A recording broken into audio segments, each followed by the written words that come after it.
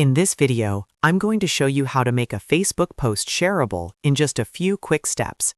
This is really useful if you want more people to be able to share your post, whether it's for a business update, an event, an announcement, or just something you want to reach a wider audience. The good news is that it only takes a moment once you know where to look. If this video helps, make sure to hit the like button and subscribe for more easy tutorials just like this. Alright, let's get into it. First, go to the Facebook post that you want to make shareable. You can do this from your profile, your page, or anywhere the post is visible to you. Once you find the post, look in the top right corner of that post and click the three dots, also shown as the menu icon. This will open a list of options for that specific post. From the menu, select Edit Audience. This is the setting that controls who can see and interact with your post.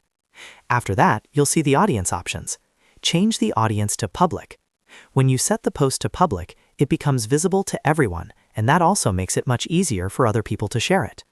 If it's set to friends, only me, or a more limited audience, the share option may be restricted depending on your privacy settings. So public is the key setting here.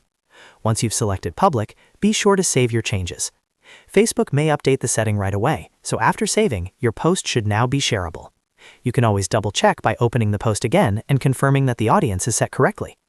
If you're posting anything that you want to spread quickly, this is the setting you want to use from the start.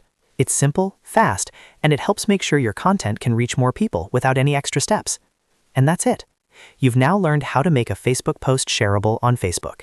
If this video helped you out, please give it a thumbs up and subscribe to the channel for more helpful social media guides. Thanks for watching, and I'll see you in the next one.